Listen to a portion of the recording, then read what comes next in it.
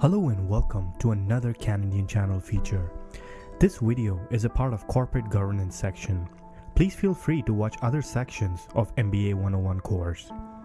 Before we dive into the topic of corporate governance, we're first going to look at different types of business organizations. I will use examples associated with each types and use this as a reference video for other sections of this segment. There are three basic types of business organizations: corporations, multi-owner business, single-owner business. The corporation is a business that is totally separate from its owners. The owners are shareholders. If you watch my leadership videos, I used an example where I used to work at a pizza store during my time as a student. The pizza store was a part of a giant corporation called Pizza Corp in Ontario, Canada. Multi-owner business. This type of business is owned by several individuals, includes partnerships.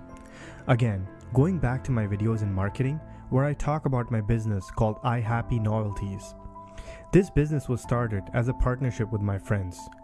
Little did we know, it became a huge endeavor, and with the profits we were able to buy gifts for families that couldn't afford it during Christmas, and I was featured in the local newspaper.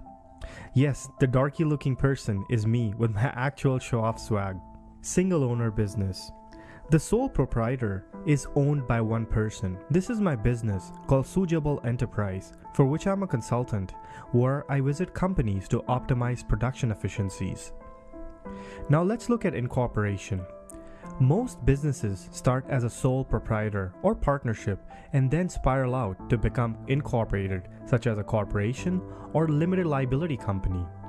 In other words, it becomes a legal business entity of its own, separate from the individuals who founded it. The new company structure often falls into two categories: a limited liability company, LLC, or a corporation, CORP.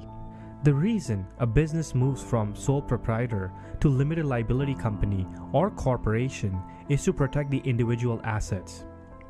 It kind of puts a wall between your assets and the company's assets. If the company ever goes bankrupt or gets sued, it will not mean that the owners will lose their personal assets such as their home, car, etc.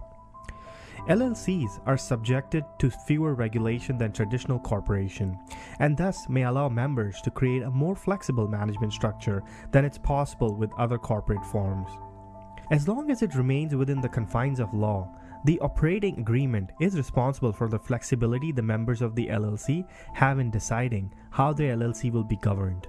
Also, a customer and other businesses perceive LLCs or corporation as a more legitimate business and prefer them over sole proprietorship.